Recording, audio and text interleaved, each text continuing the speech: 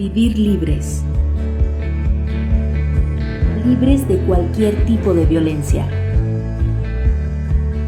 Mirar hacia el futuro y encontrarnos cada vez más fuertes. Sin miedo. Hagamos que suceda.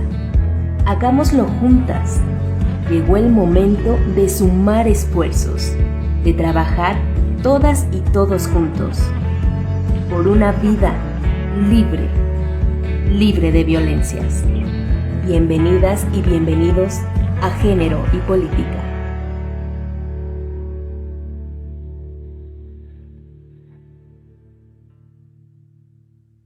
Hola, muy buenas tardes, ¿cómo están? Muchísimas gracias por acompañarnos a otro programa de esta cuarta temporada de Género y Política. Yo soy Frida Alejandra y el día de hoy vamos a estar platicando sobre un tema muy interesante que es básico para muchísimos otros temas que después vamos a estar platicando, que es justamente sobre la violencia de género. Y para eso tengo a dos ponentes espectaculares, ambas feministas, que nos van a estar acompañando el día de hoy. Entonces se las voy a presentar. Una de ellas es Angie Viera, que ella es politóloga, feminista, como ya les había comentado, y también es maestra en estudios de la mujer, es consejera local en el INE, en el Estado de México, y actualmente es docente en la Escuela Nacional de Trabajo Social de la UNAM. Bienvenida, Angie, muchas gracias por acompañarnos el día de hoy. Muchas gracias, estoy muy contenta de estar aquí con ustedes para dialogar sobre este tema de mucha trascendencia y agradezco mucho la invitación por estar aquí. Al contrario, el gusto es nuestro por tenerte acá con nosotros. Y también tenemos a la doctora Rocío Córdoba. Ella es doctora en Ciencias Antropológicas, también es académica e investigadora del Instituto de Investigaciones Histórico-Sociales de la Universidad Veracruzana y miembro del Sistema Nacional de Investigadores. Bienvenida, doctora. Gracias por estar con nosotros el día de hoy. ¿Qué tal? Como siempre, es un placer acompañarles de nuevo. Les agradezco su invitación y bueno, vamos a platicar seguramente de un tema que es tan central y tan actual en estos momentos para pues la vida y la seguridad de todas las mujeres. Gracias por la invitación. Al contrario, muchísimas gracias por acompañarnos y efectivamente pues es un tema que tenemos que seguir trabajando, tenemos que seguir hablando y es sumamente vigente. Pero para empezar ya en materia, para aprovechar el tiempo de nuestros ponentes, pues yo quisiera preguntarles, si gustas, iniciamos contigo, Angie, ¿qué es la violencia de género? ¿Cómo podemos definirla? ¿Cómo podemos identificarla? Muchas gracias. Yo quiero empezar primero con esta categoría que ha sido muy funcional precisamente para los estudios feministas, para los estudios de género, que nos hablan justo sobre este sistema sexo-género. Y este sistema sexo-género, básicamente de lo que se trata es justo como las sociedades, un poco retomando esta categoría de Gail Rubin, que nos decía que es como todo este conjunto de disposiciones por el que una sociedad transforma la sexualidad biológica en productos de la actividad humana. Y aquí, partiendo desde esta primera definición, cuando hablamos de violencia de género, es importante, muy importante tener en cuenta que género no es sinónimo de mujeres. Primero, género es también una categoría analítica, como nos los expuso en muchas ocasiones Jan Scott, diciéndonos que nos permite ver las relaciones de poder que existen entre hombres y mujeres, y por eso cuando hablamos justo de la violencia en razón de género, estamos tratando de indagar sobre todas estas disposiciones, sobre todas estas desigualdades estructurales que se han dado a lo largo de los años y que lamentablemente permanecen, pero que también, basados en esta lógica del sexo-género, nos han dicho que nosotras pertenecemos a ciertos espacios y los hombres a otros. Nos han visto en algunos momentos como intrusas, pero finalmente la violencia de género lo que nos va a permitir es cómo, a partir de esta desigualdad histórica y estructural, se siguen perpetuando diferentes manifestaciones de violencia contra las mujeres para decirnos que no pertenecemos a ciertos espacios o bien para violentarnos finalmente y mantener este estatus de subordinación respecto a los hombres en el ámbito también desde el hogar. Entonces, aquí quiero también añadir que para hacer estos estudios de violencia de género, también es importante tener en cuenta el contexto situado, es decir, la vida de las mujeres no es la misma para todas, las condiciones y nuestras diferencias hacen que estas violencias se puedan exacerbar o no, y también es importante decirlo, necesitamos también análisis que sean interseccionales y que nos permitan mirar todas estas diferencias que hay entre unas y otras para poder atender el fenómeno, pero también para dar respuestas reales, efectivas y eficientes. Con eso empezaría en este primer momento. Pues definitivamente has dicho y has mencionado muchísimos conceptos muy importantes, por ejemplo el tema de la desigualdad, el tema de relaciones de poder, el tema de relaciones jerárquicas y bueno, también la cuestión de género.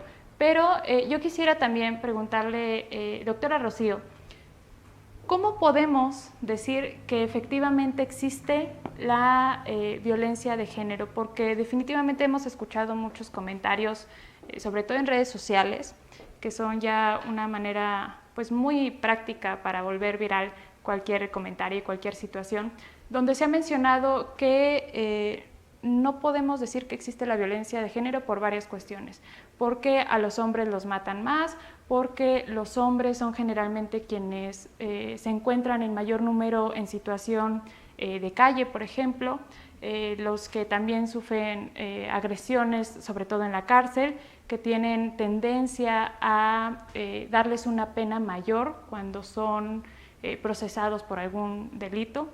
Entonces, se ha mencionado que cómo podemos hablar de desigualdad hacia la mujer si pareciera que los hombres son quienes sufren más agresiones, quienes sufren más violencia y quienes son también el mayor número de víctimas en homicidios o en asesinatos. Esta es una pregunta sumamente interesante, Frida, porque hay una inmensa confusión. Y me parece que deberíamos iniciar definiendo primero qué es violencia. Y pues la violencia es ese uso de la fuerza que tiene la intención de producir un daño. ¿Y en qué sentido fuerza? No es necesariamente un golpe. Si alguien es más fuerte que tú y te está induciendo a que hagas algo que no deseas, ahí está habiendo un uso de la fuerza de forma violenta. Esto significa, como bien lo dijo Angie, que hay un ejercicio de poder. Alguien que es más fuerte está intentando conducir la conducta de otra persona. Entonces, esto significa que hay un fuerte y hay un débil, real o simbólico, que esto es muy importante, y que intenta, por estos mecanismos interpersonales de control, canalizar o forzar la conducta de otras personas. En este caso, la violencia es producto de múltiples causas, pero es importantísimo señalar que no es inherente a la naturaleza humana. Hemos vivido con esta creencia de que el hombre es el lobo del hombre, de que los hombres son por naturaleza violentos, agresivos, en una suerte de defensa de el grupo, ¿no? Pero en realidad esto es algo aprendido y hay estudios interesantísimos que vinculan la violencia social con la violencia doméstica.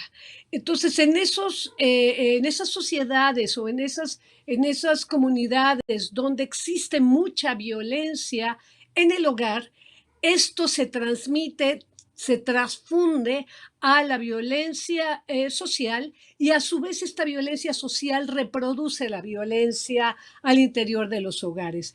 Esto es importante decirlo porque si no, no podemos entender cómo las mujeres que se encuentran en esta situación subordinada en términos de ciudadanía, en términos de reclusión en espacios privados, en términos de no estar en un completo ejercicio de sus derechos, pueden sufrir de mayor manera esta violencia. Pero el hecho de que sea simbólicamente considerada la mujer como o las mujeres en general como unos individuos, unas sujetas subordinadas a otros más fuertes que deben guiarlas, que deben protegerlas, como si no nos pudiéramos proteger nosotras mismas. Esto implica que suframos de mayor violencia, pero que ésta sea invisible.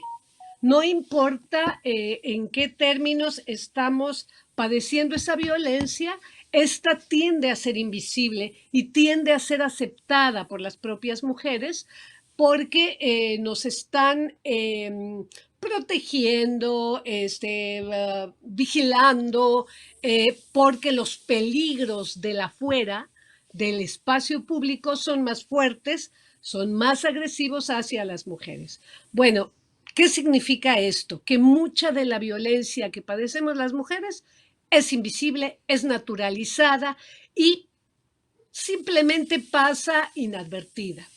¿Qué ocurre en este caso cuando se aduce que los hombres sufren más violencia? Por supuesto, si hacemos una revisión de quiénes son aquellos que están siendo asesinados, están siendo, digamos, desaparecidos, etcétera, pues sí, son más los hombres. Pero aquí el aspecto que es central para el análisis de la violencia de género es el hecho de que los hombres sufren de este tipo de violencia o de estos tipos de violencia como el homicidio, como las lesiones, etcétera, pero no es por el hecho de ser hombres, sino porque se encuentran vinculados a situaciones o a grupos que son violentos, digamos, por definición. Si analizamos cuáles son los principales agresores de los hombres, el 99% o más, 99.9%, son otros hombres. Y cuando alguna mujer comete violencia hacia un hombre, en realidad es casi una violencia defensiva. Claro, una mujer puede matar a su agresor, pero no mata a un hombre por ser hombre, sino porque está quizá sufriendo en ese momento o ha sido objeto paulatino y continuo de muchas violencias. En el caso de la violencia contra las mujeres, pues también el 99%, bueno, digamos que el 80% de los violentadores son hombres. Y la mayoría de las veces es por el hecho de que somos mujeres, porque somos sujetas de violencia sin que esto se considere reprobable. La violencia hacia las mujeres es naturalizada y la realizan no hombres enfermos con patologías demostrables, sino hombres perfectamente sanos y, como les dicen, hijos del patriarcado. Entonces, yo creo que es importantísimo distinguir que la violencia de género está dirigida únicamente a mujeres, porque los hombres sufren muchísima violencia, pero no por el hecho de ser hombres, ¿no? Efectivamente, yo creo que ahí el concepto clave para entender este tema de la violencia de género es la violencia que sufrimos las mujeres por ser mujeres. No es un tema, como lo mencionaba ya la doctora, de agresión. O sea, si comparamos las cifras de quienes agreden a los hombres, pues son en su mayoría, en su gran mayoría, pues hombres, en comparación con lo que padecemos o sufrimos las mujeres. Y también mencionaba un punto muy importante que quiero resaltar sobre pareciera una dicotomía, una polarización. Primero, por cómo se ve a las mujeres pues sexualizadas, objetivadas, pero por otro lado, donde también se pone a las mujeres en un altar, donde se menciona que se les tiene que cuidar, que no somos lo suficientemente fuertes o que somos muy delicadas y por lo tanto necesitamos un protector, lo que también es una manera de agresión y por supuesto también logra desarrollar toda esta serie de agresiones, de violencia cuando no se sigue cierto comportamiento o cuando no cumplimos con ciertas normas, con ciertas reglas que se nos exige para encajar en ese papel pues idealizado de las mujeres. Y yo quisiera aprovechar también, antes de irnos a corte, que la maestra Angie nos comentara justamente también sobre este tema y sobre los supuestos privilegios que tenemos las mujeres en este sistema patriarcal, porque también se ha dicho mucho que en una denuncia, por ejemplo, por la patria potestad de los hijos, quien tiene las de ganar es la mujer, a quien se le da una pensión es a la mujer, quien generalmente los centros de protección para mujeres violentadas pues es justamente para mujeres, no hay tantos para hombres, etcétera, ¿no? Hay varios supuestos privilegios. Incluso se ha mencionado que las mujeres no tenemos que pagar cover por entrar a un bar o para entrar a un antro, y eso socialmente, o al menos muchas personas lo reconocen como privilegio. Yo quisiera que nos comentaras si efectivamente lo es, o si se trata también de una sintomatología de este sistema patriarcal donde vivimos. Muchas gracias por la pregunta, que sin duda es completamente interesante, y justo cerrar esta primera intervención, como decía hace un momentito, sí, es una violencia que se ejerce contra las mujeres por el hecho de ser mujeres.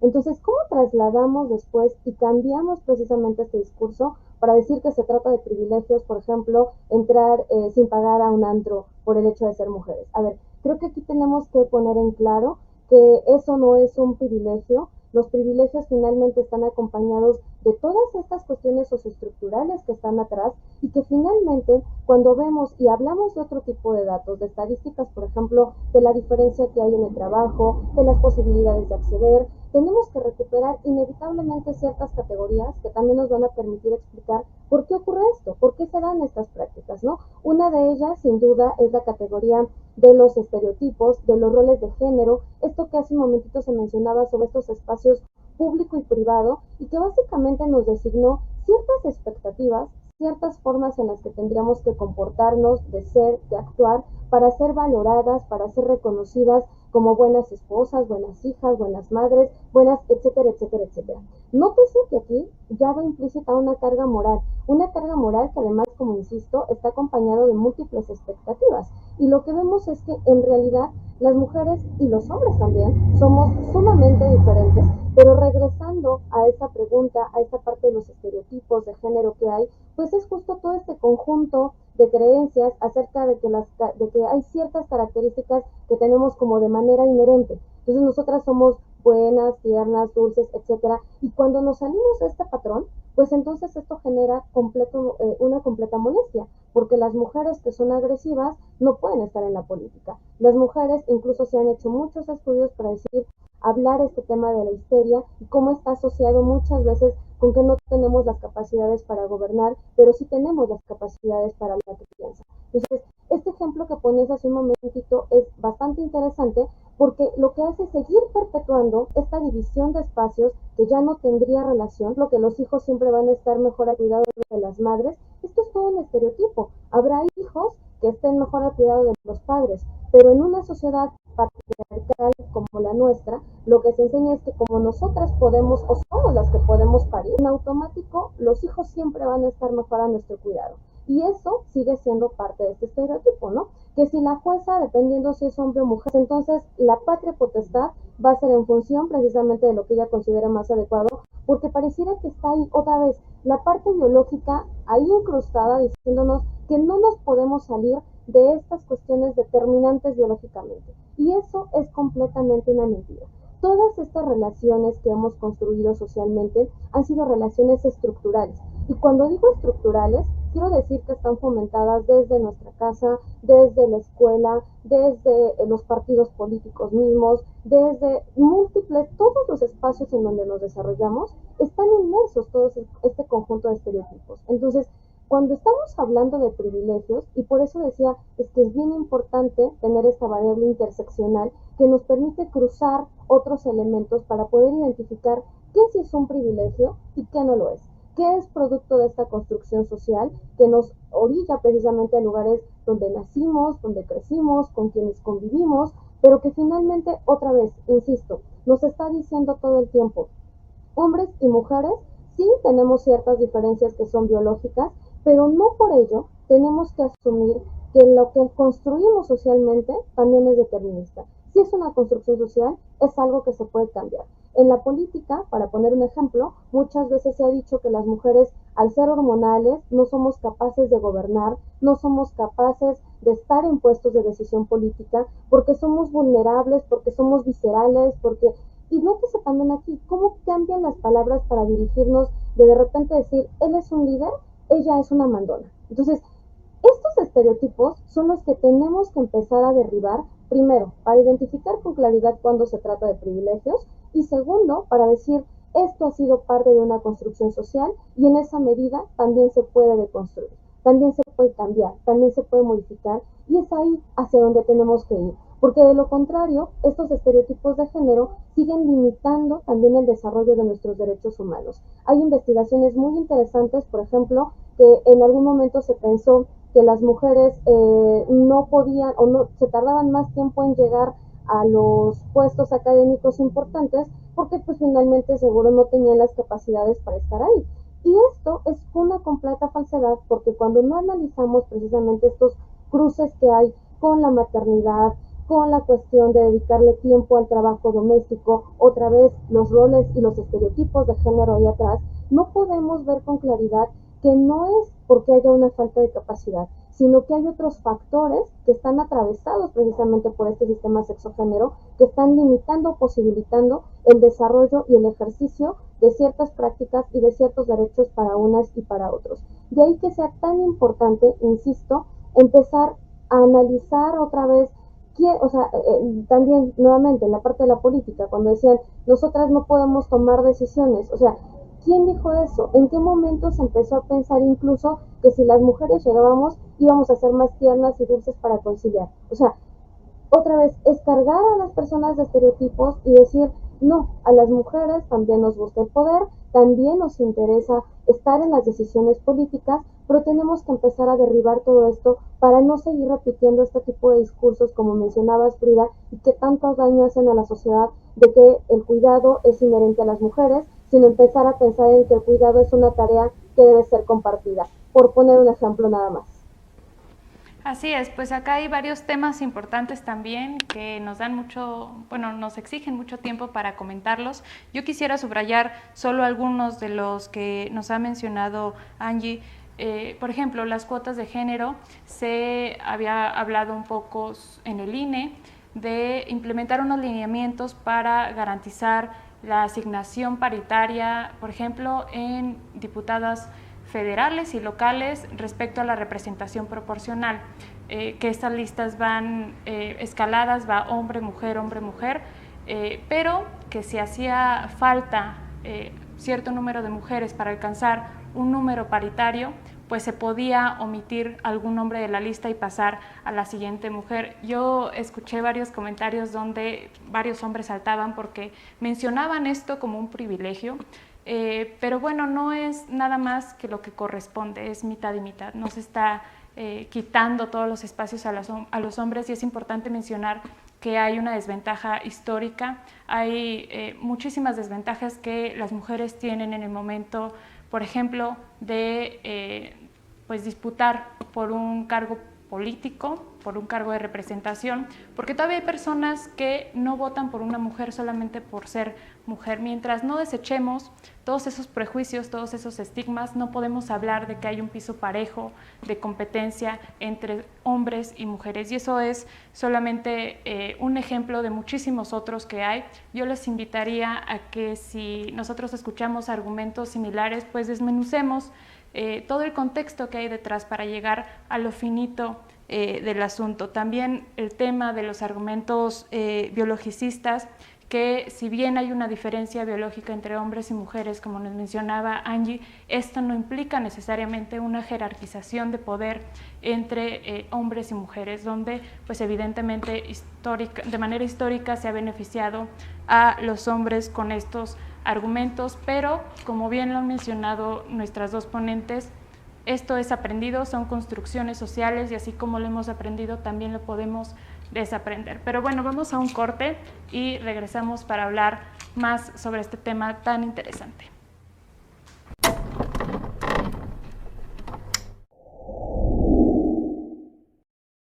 Y estamos de vuelta en esta sección que me encanta y me divierte muchísimo, que es Caja de Herramientas, donde vamos a pedirle a nuestras expertas, a nuestras panelistas, que nos comenten sobre lo que no nos es útil, lo que está fomentando la violencia de género, que hay que tirarlo, que hay que cambiarlo, pero también necesitamos propuestas, necesitamos acciones propositivas que nos ayuden a construir un mundo mejor. No es nada más quitar lo que nos sirve, sino implementar cosas que nos ayuden a avanzar en este camino que todas estamos buscando. Entonces, vamos a iniciar con Angie, por favor.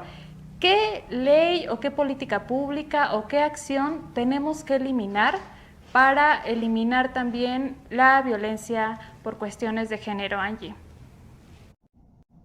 Muchas gracias, Frida, gracias por esta dinámica también, que está increíble. Y yo quiero empezar por decir que una de las primeras cosas que tenemos que quitar es desde el hogar, diciéndoles a las niñas que no pueden hacer ciertas cosas. Yo empezaría diciendo, tenemos que empezar a quitar que existen ciertos trabajos para niñas y ciertos trabajos para niños, y empezar a involucrarlas a soñar, invitarlas otra vez a que puedan creer en lo que ellas quieran hacer y que lo pueden desarrollar, que no hay límites para su mente y que no hay límites tampoco para su desempeño académico profesional. Perfecto, eso me encanta, destruir límites, destruir estereotipos impuestos en las niñas y en las mujeres. Rocío, ¿qué podemos destruir?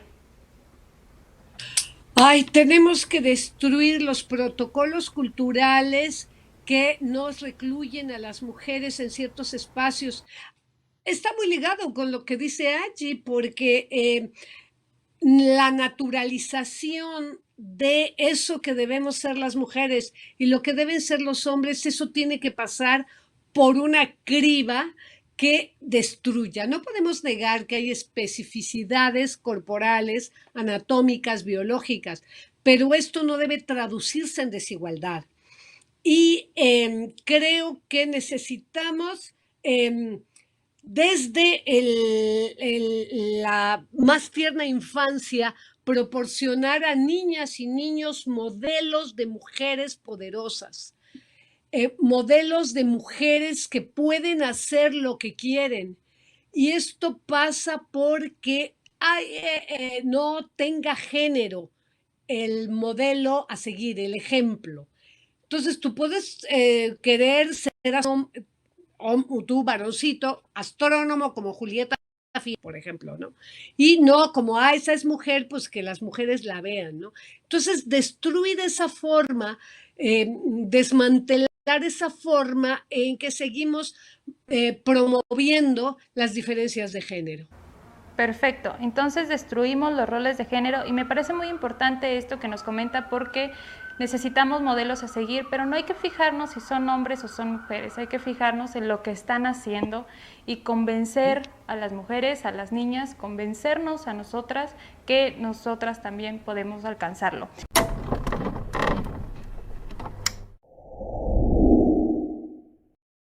Y estamos de vuelta, muchísimas gracias por seguir con nosotras y yo quisiera consultarle a la doctora Rocío, una vez que ya hemos dado varios ejemplos de que efectivamente existe la violencia por razón de género, pues yo quisiera que nos comentara qué tipo de violencia hay, porque pareciera que únicamente nos remitimos a la violencia física o a las agresiones físicamente visibles, pero sin duda hay muchísimas otras que incluso son la base de esta cúspide de violencia física y de agresiones verbales, que son pues las más notorias en algunas ocasiones. Doctora, por favor, adelante.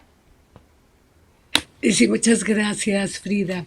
Es importante esta diferenciación de los tipos y modalidades de violencia que nos marcó desde el 2007 la Ley General de Acceso de las Mujeres a una Vida Libre de Violencia. Se han incorporado otras formas de violencia, pero es importante distinguir. Los tipos son las formas de violencia y las modalidades son los ámbitos en los que se desarrolla la violencia hacia las mujeres. Evidentemente, la forma extrema de violencia hacia las mujeres es el feminicidio. Pero ahora hablaré de esto, pero sí quiero señalar que previo al feminicidio normalmente se sufren o se van aglutinando diversos tipos de violencia que culminan en los feminicidios. Entonces, bueno, tenemos la que es más notoria, que es la violencia física, que pues, se manifiesta en golpes, heridas, lesiones, etcétera, y que muchas veces las mujeres, como tenemos el cometido de velar por el buen nombre de nuestra familia, llegamos al hospital todas lastimadas y decimos que nos caímos por las escaleras. Entonces, esto no es que a las mujeres nos guste que nos peguen ni sufrir la violencia, sino que es un mandato social proteger el buen nombre, o es ese viejo dicho de que los trapos sucios se lavan en casa, se manifiesta claramente en estos defensas que hacen las mujeres cuando no quieren expresar que están siendo víctimas de violencia. Porque además hay una cosa interesantísima que es la vergüenza que sufrimos cuando somos víctimas de violencia. Creo que a todas nos ha pasado cuando vamos en el transporte público o en la calle, que nos toquen, que nos agredan verbal o físicamente, y somos nosotras las que sufrimos esa vergüenza. Entonces, bueno, está esta violencia física, la violencia psicológica, que todas sabemos, pues, cuando nos están denostando, cuando nos están atacando, cuando nos dicen que somos feas, gordas, malas, que no sabemos hacer nada, etcétera. Mucha agresión que se sufre en el ámbito doméstico y que es naturalizada. Es decir, seguramente mi marido me da 2 cachetadas porque no le serví la sopa como a él le gusta, ¿no? Entonces, asumir esto como una responsabilidad y una culpa. Las mujeres estamos educadas, somos socializadas en términos de culpa. Si los hijos no son buenos niños, si el marido se va con otra, si no nos dan suficiente gasto, es una responsabilidad femenina porque nosotras tenemos la culpa. Entonces, bueno, pues está el lado de la violencia psicológica, pero tenemos también la violencia económica, que no es solamente que no nos den recursos cuando vivimos en pareja y que estamos realizando un montón de actividades que ni siquiera se contabilizan. Sabemos que el trabajo doméstico es algo que no está registrado en ningún lado y que implica además casi, digamos, el doble o más de la jornada laboral de las mujeres. Entonces puede ser que tengamos no solamente doble jornada, sino a veces triple jornada. Y el hecho de que trabajemos por el desarrollo familiar, que es una institución, por cierto, la familia es una institución no democrática, donde se puede hacer cualquier cosa de puertas para adentro y que, digamos, corresponde a estos espacios privados donde no hay voz y voto de todos los miembros. Entonces, bueno, tenemos esta violencia económica donde incluso las mujeres que trabajamos nos quitan el salario. Es muy conocido el hecho, se ha estudiado, de que las mujeres cuando recibían sus recursos monetarios de Progresa, por ejemplo, los esposos o las parejas ya estaban esperándolas en la esquina para quitarles esos recursos, ¿no? Entonces tenemos la violencia económica. Hay también otros tipos de violencia, por ejemplo, la violencia obstétrica. Es interesantísimo que solamente Veracruz tenga tipificado, perdón, la última vez que lo revisé, quizá ya otro estado haya tipificado la violencia obstétrica, que es esa que sufrimos las mujeres cuando estamos en el proceso de embarazo, parto y puerperio. Y aquí sí me gustaría traer de nuevo a la mesa lo que mencionaba Angie, la interseccionalidad.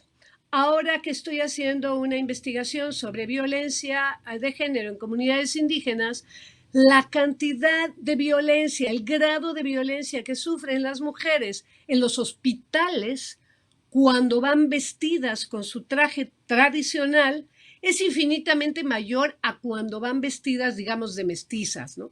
Entonces, el desprecio, el desdén, la falta de cuidado que ocurre así, cuando las mujeres se presentan en estas circunstancias, por ejemplo, ya sabemos el caso de esta mujer celtal en Chiapas que parió en el jardín de la clínica porque no querían revisarla, no querían atenderla, no tuvo la atención adecuada, ¿no?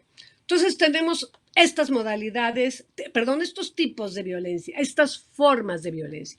Pero tenemos lo que llama la Ley General de Acceso, modalidades, es decir, ámbitos.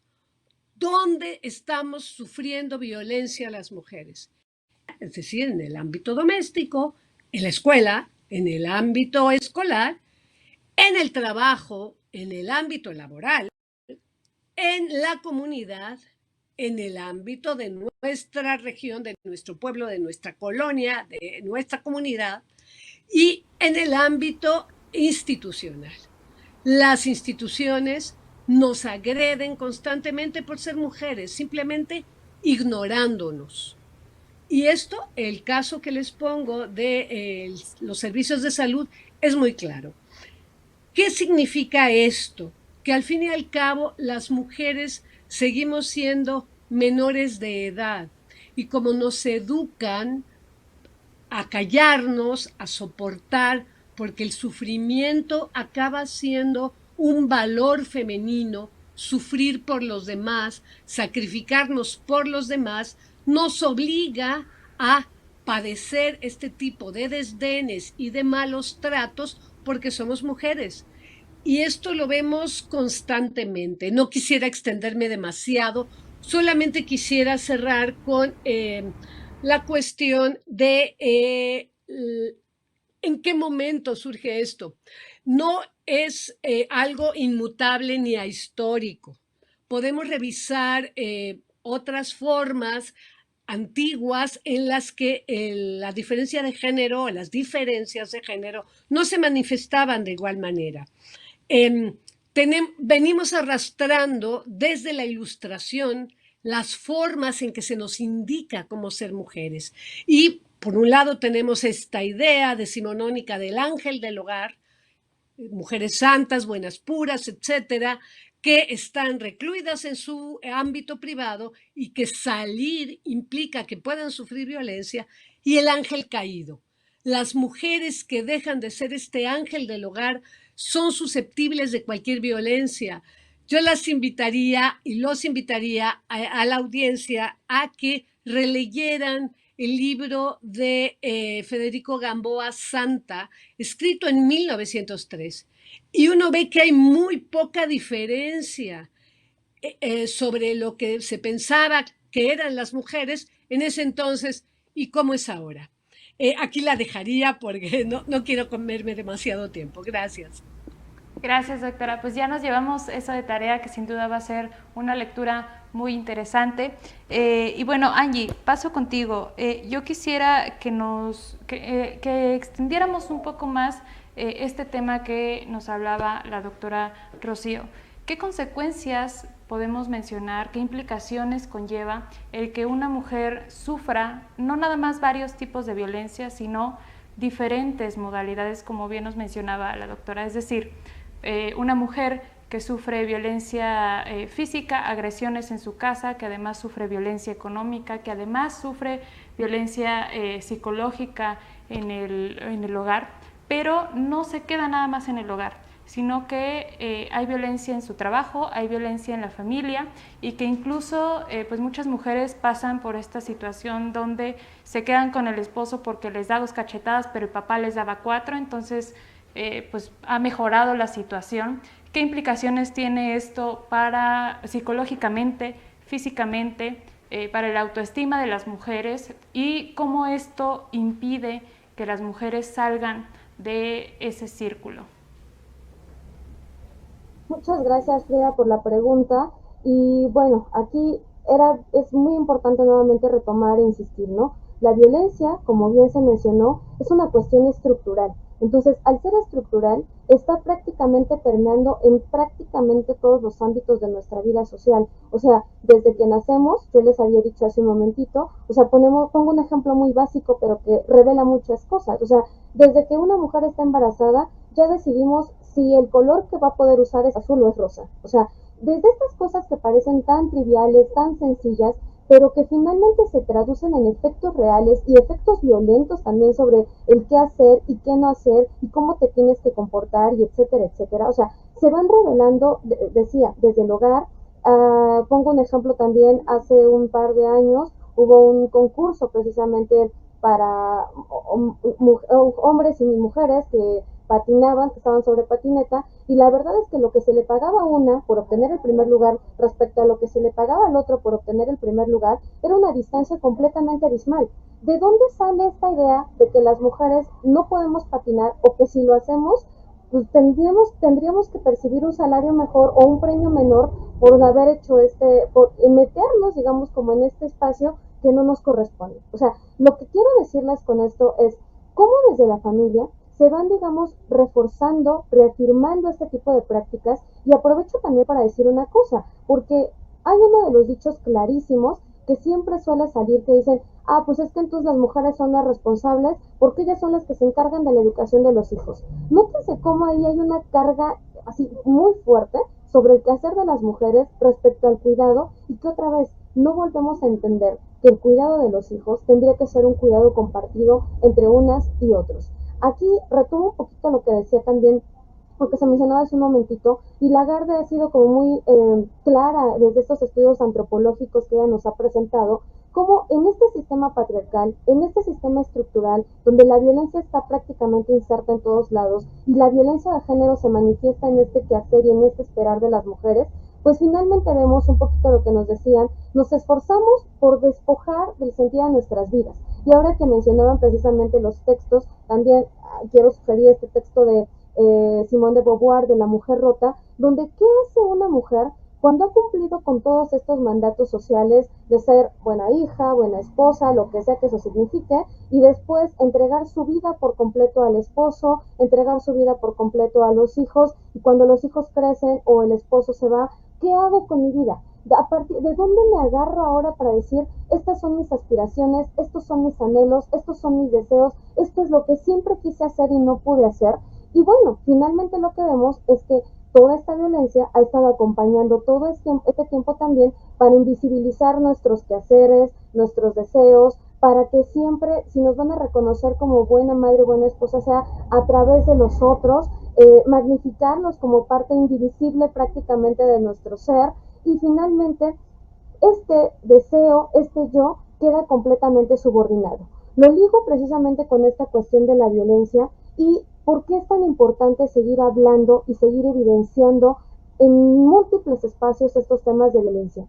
Porque está tan naturalizada, está tan incrustada en todos nuestros espacios de nuestra vida social que muchas veces ni siquiera la identificamos. Pongo el ejemplo de lo que pasa con las mujeres en la política. O sea, cuando se empezó a hablar de la noción de violencia política contra las mujeres en razón de género y se hicieron entrevistas cualitativas, muchas de ellas decían, es que yo sabía que esta era una consecuencia inevitable por entrar a la política. Entonces, jamás lo vi como que esto era una violencia. Entonces, desarticular la violencia implica primero reconocerla e identificarla. Nadie, como lo hemos dicho muchas veces, nadie nace siendo feminista y nadie nace tampoco identificando las violencias. O sea, cuando hacemos retrospectiva y vas conociendo precisamente estas categorías, de qué se trata, de qué va, es cuando podemos entonces identificar y decir, claro, yo también padecí esta violencia, pero en su momento ni siquiera fui capaz de darme cuenta que era violencia, porque lo normalicé, porque me enseñaron que las relaciones familiares, que las relaciones interpersonales tendrían que ser así.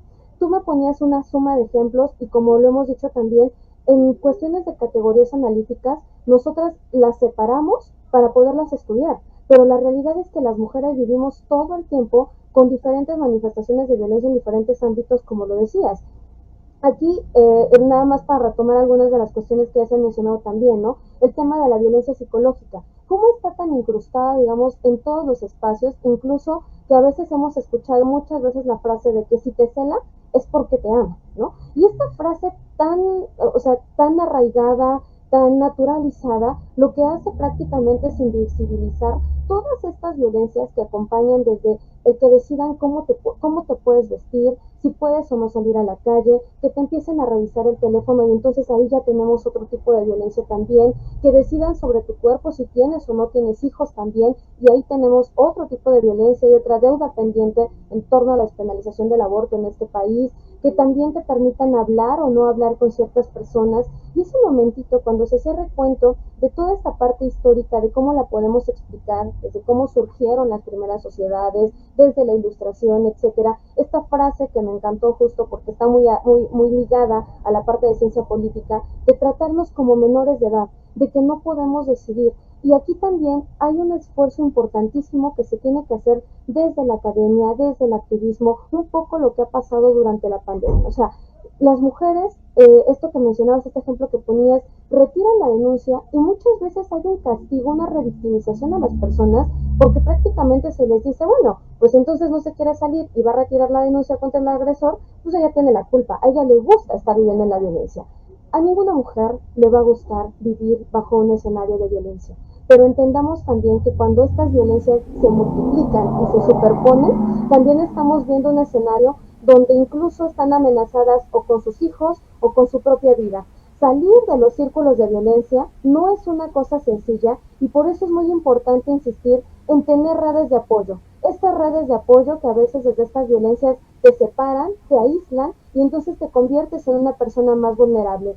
Pero también es importante decirlo, necesitamos personas que estén capacitadas para atender a las víctimas de las múltiples violencias y que no les digan cuando llegan al NP a presentar una denuncia, es que es tu culpa porque no cumpliste con tu rol de madre o con tu rol de esposa o etcétera, etcétera. Entonces, es una articulación de muchos actores involucrados, desde las personas que estamos, digamos, en el ámbito académico, desde las personas que están en la política, desde las organizaciones sociales y civiles que siempre han estado acompañando estos temas y develando incluso que los datos sobre violencia que se muestran oficialmente son aún más grandes porque estos informes sombras nos dicen no todas las personas denuncian. Entonces, esto nos sirve para dar cuenta también de cómo estamos en este término de violencia desde empezar a identificarla hasta para poder trabajarla. Si no tenemos diagnósticos adecuados, si no tenemos las herramientas necesarias para que la gente pueda denunciar y seguimos en un espacio de incertidumbre y falta, digamos, de claridad en cómo tratar a las víctimas, pues finalmente lo que vemos es el escenario que tenemos actualmente en nuestro país, donde no se ha dado una respuesta adecuada y que muchas veces las políticas públicas han sido cortoplacistas para atender a la violencia. Entonces, creo que es un tema enorme que permite hablar desde muchos ámbitos, desde muchas aristas, pero hablar precisamente de la importancia de mantener refugios para las mujeres que padecen violencia y de seguir hablando todo el tiempo de estas violencias para que las podamos identificar, trabajar y denunciar en su momento, incluso para poder tener redes de apoyo y decidir y saber a dónde podemos acudir cuando seamos víctimas de violencia y que esto no concluya en este escenario que tenemos en nuestro país de ser un país feminicida.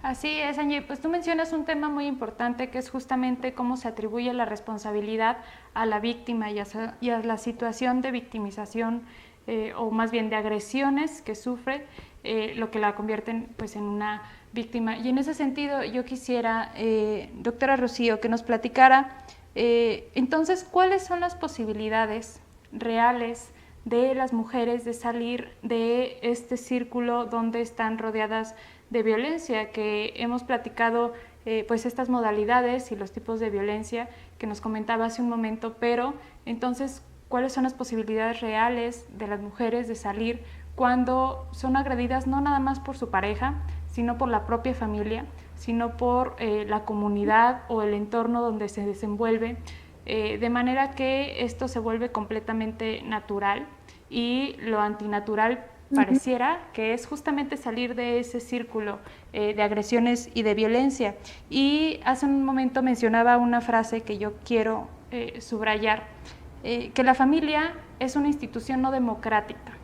Y en ese sentido, ¿qué tan conveniente o qué tan necesario es que cambiemos la percepción o la concepción que tenemos de la familia, donde los roles sean más equilibrados, donde la toma de decisiones sean más equilibrados, no nada más entre las parejas, sino incluso con las hijas y con los hijos de esta familia? Bueno, a mí me parece que hay también una violencia cuando se pretende que las mujeres, porque somos las educadoras, cambiemos esta situación. A mí me parece que es una necesidad, una obligación de la sociedad entera, darse cuenta de que mientras se siga culpando a las mujeres de ser las educadoras, de ser quienes están produciendo hombres machistas, de producir hijas sumisas, etcétera, sin tender la mirada hacia esa forma en que se nos exige, esos mandatos de género que nos exigen que criemos hijos así.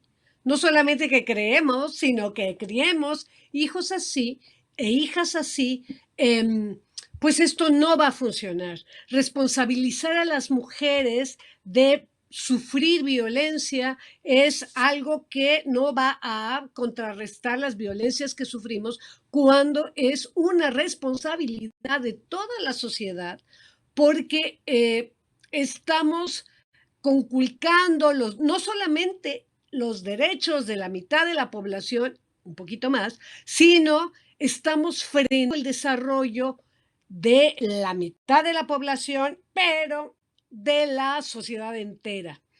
Entonces, es importantísimo desmantelar estas ideas que, digamos, por un lado, vivimos un paradigma jurídico que nos está diciendo que la cuestión de la violencia y la cuestión de las víctimas y la cuestión de la reparación es, por un lado, esta necesidad jurídica de que haya leyes. Pero un paso previo tiene que ser que introyectemos la necesidad de que la sociedad entera vea a las mujeres como sujetas de derechos, sujetas de una igualdad en términos laborales, salariales, escolares, etcétera. Y esto lo vemos a cada paso, digamos, está visto en todo el mundo. Hay estudios muy interesantes donde en promedio las mujeres ganan 27% menos que los hombres a nivel mundial por el mismo trabajo. Y esto es una agresión. Hace un momento Angie mencionaba que por qué las mujeres tardamos mucho más tiempo en llegar a los niveles más altos en las escalafones, en estas jerarquías académicas, por ejemplo. ¿Por qué las mujeres, por ejemplo, yo llegué al nivel 3 del sistema teniendo 50 años? Y tengo compañeros que llegaron 2 o 3 o 4 años antes. Digo, no es fácil llegar a esto, pero implica sacrificar muchísimas cosas. Y no solamente es un sacrificio, sino ser señalada socialmente como una mala madre, una mala esposa, una abandonadora del hogar, etc. Entonces, desmantelar esta idea de que las mujeres no podemos tener presencia como ciudadanas plenas es una tarea importantísima para toda la sociedad. Por un lado, también quisiera hablar de las políticas públicas. ¿Qué está ocurriendo?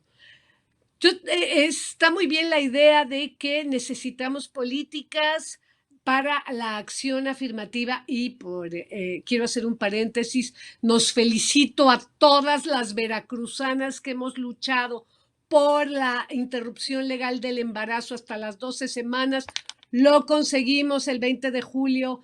Bravo por todas las veracruzanas. Nuestras congresistas lo lograron. Gracias también a los hombres que apoyaron esta iniciativa. Pero entonces, ¿qué ocurre? Que nos cuesta tanto trabajo dar estos pasos que parecieran ser pasitos, ahí como les dicen, de bebé, ¿no?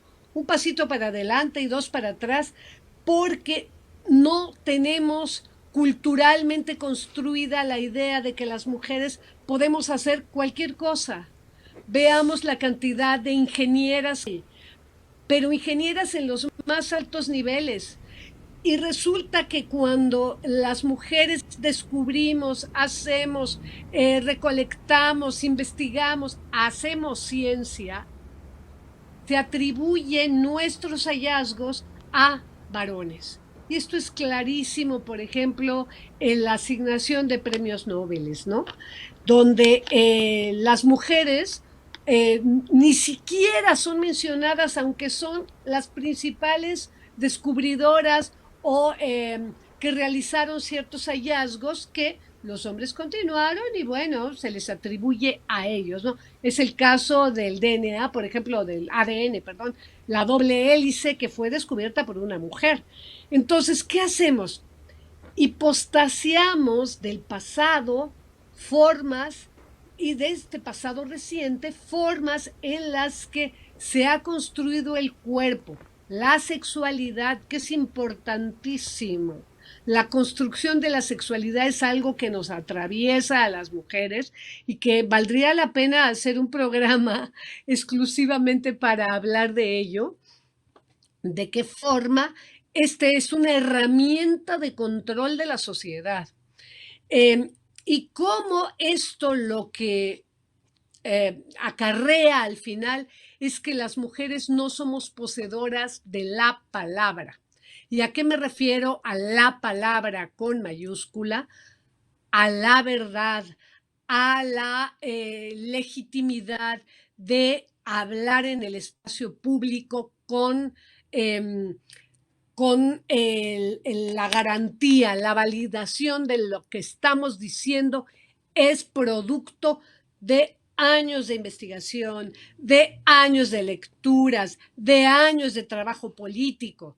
Entonces se nos cierra esa posibilidad de usar la palabra en el espacio público y se le da a los hombres, incluso, digo, todas las académicas hemos vivido alguna vez el hecho de que si decimos algo, y esto lo repite y lo retoma alguno de nuestros compañeros varones, es a él a quien se les atribuye esta gran idea, ¿no? Entonces, ¿dónde estamos situadas las mujeres? Estudios de género, sí, ahí estamos. Nos cuesta mucho más trabajo, politólogas, por ejemplo, nos cuesta mucho más trabajo hacer ciencia dura, hablar de física, hablar de geofísica, y cuando las mujeres se insertan en esos campos, son acosadas sexualmente, son vituperadas, son minimizadas y sus hallazgos son mucho menos importantes. Y cuando son importantes, pues los asume algún varón. Creo que ya me pasé de tiempo, lo siento, Frida. No te preocupes, nosotros encantados de seguir escuchando sus comentarios y sus opiniones. Y efectivamente, pues es que, bueno, Rocío nos ha mencionado temas muy importantes. Esto de que las mujeres socialmente se les obliga o se les presiona para que elijan entre su carrera o una vida de familia, ser madres, cuando nunca se les ha cuestionado esto a los hombres, donde se les subestima cuando llegan a cargos de trabajo, sobre todo los que tienen tomas de decisiones importantes, donde se les menosprecia, donde se duda constantemente de sus capacidades y donde pareciera que las mujeres siempre están a prueba de sus conocimientos, a prueba de las capacidades, como si no fuera suficiente lo que han demostrado pues con estos años, ¿no? Pero pues vamos a un corte y regresamos para escuchar las conclusiones de nuestras ponentes. No se vayan.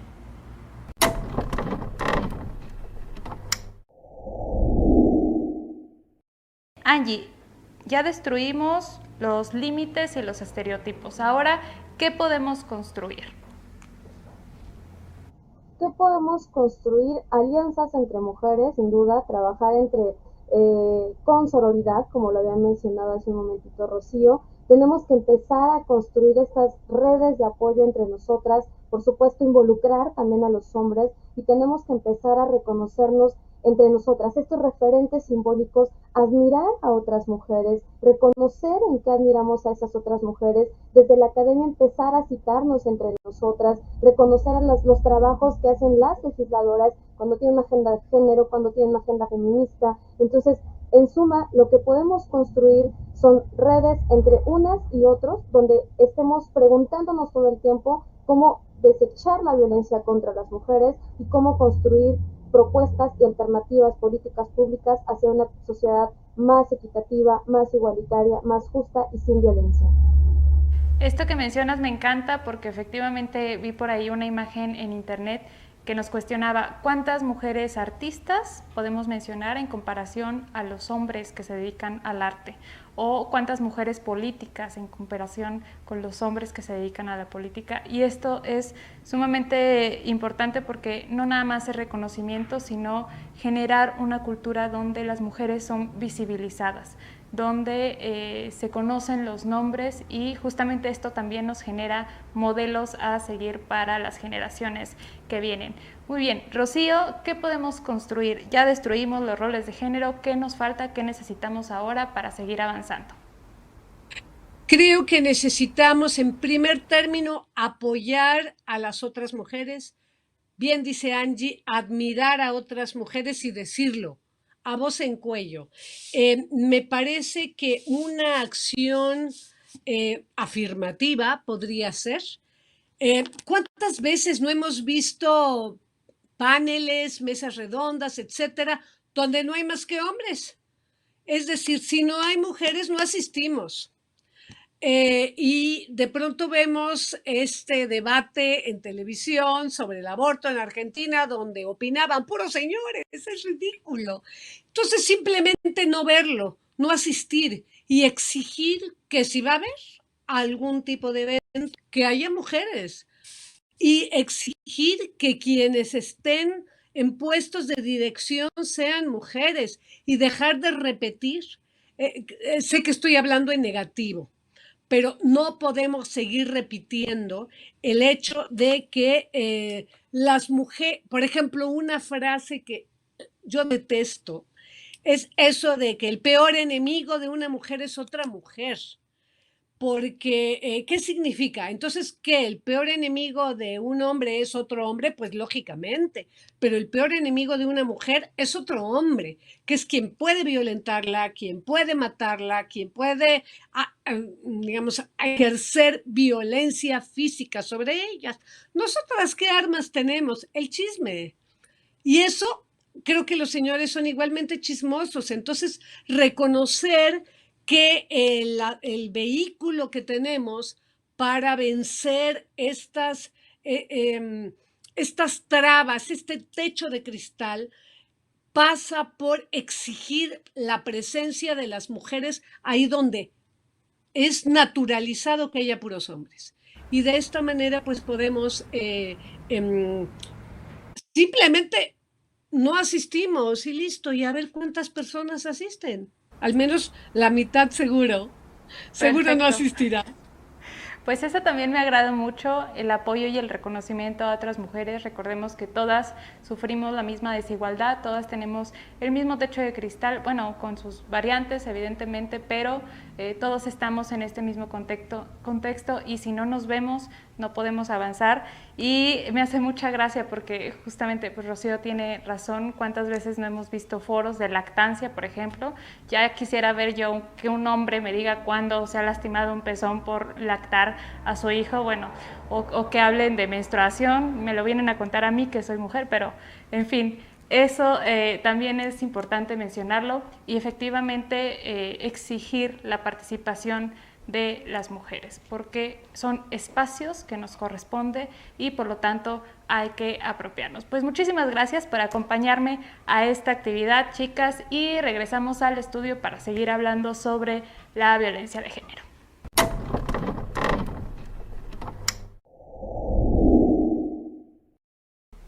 Y ya estamos de vuelta. Muchísimas gracias por seguir acompañándonos en este programa sobre la violencia de género.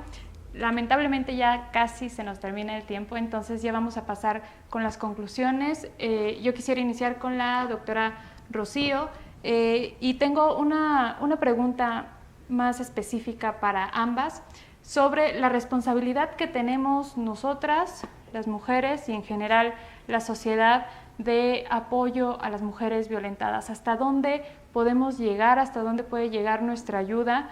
¿Qué podemos hacer nosotros? ¿Qué responsabilidad tenemos? Adelante, doctora, por favor.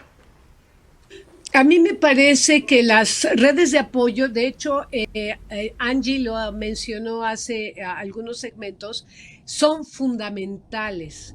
Muchas veces las mujeres soportamos violencia de cualquier tipo y modalidad porque se nos dice que es nuestra cruz ir padeciendo las violencias que podemos sufrir, nuestra responsabilidad y bueno, tenemos que hacerlo. Esto, claro, proviene de la falta de redes de apoyo y creo que el concepto que desarrolló Marcela Lagarde es fundamental, la sororidad. Esto no quiere decir que vamos a abrazar y besar y amar a todas las mujeres, simplemente tenemos que tener empatía por las formas de violencia que están sufriendo. Y yo creo que desde la política, desde la academia, desde la situación escolar y laboral, debemos apoyar a otras mujeres, porque muchas veces las mujeres nos sentimos solas y no salimos de la situación de violencia, no denunciamos porque estamos prácticamente solas. ¿Cuántas veces no hemos escuchado, cuando hacemos investigación en las fiscalías, por ejemplo, que llegan las mujeres a denunciar y le dicen, señora, por favor, no sea así, ¿qué le hizo a su marido? No denuncie porque lo van a meter a la cárcel y usted qué va a hacer con sus chiquillos. Entonces disuaden, aunque pareciera ser que esto ya se exige que no se haga, se sigue haciendo. Y la conclusión es que las leyes no bastan. México es un país, decía Daniel Cosío Villegas en 1979, México es un país que produce unas leyes maravillosas, especialista en hacer leyes, pero es especialista en no cumplirlas. Entonces, no nos sirve de nada tener todo este aparato jurídico de protección a las mujeres si en la práctica no se lleva a cabo de manera adecuada. Estas ciudades para las mujeres, estos protocolos de atención a las mujeres muchas veces no son seguidos de manera correcta, se les sigue victimizando y no hay no estamos funcionando socialmente para acuerpar esa violencia. Y mientras no funcione esto, las leyes no nos van a servir para nada. Una cuestión fundamental, y con esto cierro, es, a mí me parece, ¿qué podemos hacer? Estamos dando ya esos primeros pasos y es ridiculizar, burlarnos de la gente que comete violencia hacia las mujeres. Y esto es algo que observé hace 20 años en Ámsterdam, esa ciudad, esa sociedad tan avanzada. Hacer burla, mofa, ridiculizar a quien está haciendo o cometiendo actos imperdonables es fundamental para que no se sigan haciendo. Yo creo que desde la cultura, a lo mejor quizá decir ridiculizar, etcétera, puede sonar muy agresivo para ciertas personas, pero señalar que es malo, nocivo, desde la sociedad, y con esto ¿qué quiero decir? Desde los propios hombres, todos estos grupos de hombres contra su violencia o reconociendo su violencia son fundamentales para que cambiemos los protos culturales en los que se aborda la violencia en nuestro país. Muchas gracias, aquí termino. Muchas gracias, doctora. Pues ahí está una propuesta muy interesante. Habría que cambiar el condicionamiento que tenemos como sociedad, cambiar este chip, porque pareciera, bueno, no pareciera, de hecho lo es, donde se celebra las agresiones a las mujeres, se celebra la ridiculización, lo dije bien, sobre el trabajo que realizan, sobre las aspiraciones que tienen, y habría que cambiarlo. Para justamente, como dice la doctora, pues generar este cambio que ya estamos viendo. Y Angie, yo quisiera cerrar contigo, quisiera que nos platicaras tus conclusiones, qué propuestas podrías o ves tú que pudiéramos realizar para generar este cambio, para ir eliminando la violencia por razón de género. Adelante. Muchas gracias, Frida. Y bueno, también coincido con Rocío, que justo tenemos estos dos ámbitos. Uno es la parte legal, que ya la tenemos desde nuestra Constitución, los tratados, la Convención Belén do Pará, que sin duda es de las más importantes también. Todo lo que se ha emitido de estas recomendaciones de Comité CEDAW, sin duda, son este parámetro, este marco, esta estrella polar prácticamente que nos sirve como para exigir la defensa de nuestros derechos, de todos nuestros derechos humanos. Sin embargo, este es el camino formal. Y como se ha insistido todo el tiempo, la ley no basta, pero ya es una ganancia importantísima tener leyes a las cuales podamos apelar. Pero desde este lado, y aquí quiero ser también muy enfática, todos y cada uno de los derechos que hoy por hoy disfrutamos las mujeres de este siglo, de este momento, se los debemos a las luchas históricas de nuestras ancestras. Nada nos ha sido regalado, por supuesto, de nuestras ancestras y de los hombres que también, como sectores del patriarcado, se han sumado. Y en esto también quiero ser muy insistente. Esto, para poder erradicar así, con lo que implica esta palabra de erradicar la violencia contra las mujeres, es importante el actuar y la participación de unas y otras. Todas y todos tenemos que estar involucrados, comprometidos, cuestionándonos todo el tiempo cómo hemos seguido perpetuando estas prácticas y cómo podemos cambiarlas. Yo les decía hace un momentito, tenemos esta parte formal, pero la ley no alcanza, y también desde el hogar tenemos que empezar a incentivar este tipo de prácticas donde dejemos de destinar tareas específicas para los hombres del hogar, para las mujeres del hogar, empezar a distribuir el trabajo doméstico en partes iguales, hacernos corresponsables del cuidado de las y los niños también, pero también de las personas adultas, pero también de las personas enfermas, que el cuidado sea una corresponsabilidad social. Hace un momentito ya no me dio tiempo, simplemente estas cuestiones de los techos, estas metáforas que han utilizado diversas teóricas, como Virginia García Berdó, donde nos habla de estas barreras, estos techos de cristal que están en las instituciones, los techos de cemento que nosotras nos autoimponemos cuando consideramos que tenemos que hacer sacrificios siempre y ponernos siempre en el último lugar, o cuando consideramos que no somos tan buenas como los hombres para hacerlo y no nos atrevemos a hacer uso de la voz. Hay una palabra preciosa que a mí me gusta, tifonía, donde nuestra voz sea tan legítima como la de él, pero también están los techos de cemento cuando seguimos pegadas a precisamente a estos trabajos domésticos, y si empezamos a repartirlos de manera más justa, más pareja entre los hogares, también vamos incluso a poder disponer de tiempo libre. Que cuánto tiempo tienen las mujeres y los hombres. La última encuesta del INEGI también nos da datos abrumadores para pensar y replantear el cuidado, involucrarnos en el cuidado y en el trabajo doméstico.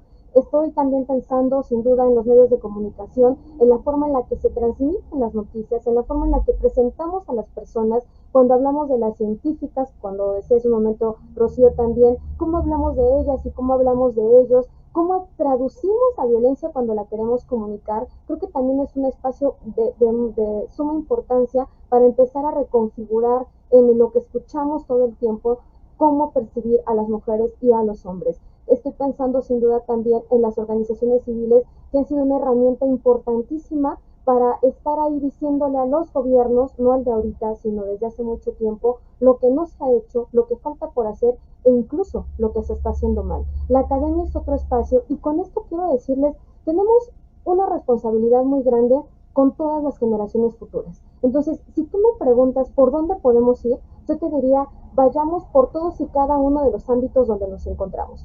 Desde nuestra casa, desde la academia, si tenemos alumnas que padecen algún tipo de violencia, apoyarlas, levantar la voz, alumnas, maestras que se apoyan entre sí, compañeros, alumnos y profesores también que están en este compromiso real dentro de los partidos políticos. A las y los legisladores también les dejamos una tarea importantísima porque hay muchos derechos que falta por materializar en este país porque estén constitucionalizados. Entonces, ahí hay mucha tela de dónde cortar y una deuda impresionante. Insisto, en cada uno de los espacios donde estemos hay que cuestionar nuestras prácticas violentas, hay que cuestionar estas prácticas para poderlas cambiar, para poderlas transformar, para tratar con igualdad, con libertad a las mujeres y por supuesto, insisto, los hombres involucrados, y cierro nada más con esto, se los debemos también a las generaciones que vienen atrás de nosotras. Queremos un país más justo, queremos un país más igualitario y queremos que ninguna mujer, ninguna niña tenga que morir por el hecho de ser mujer.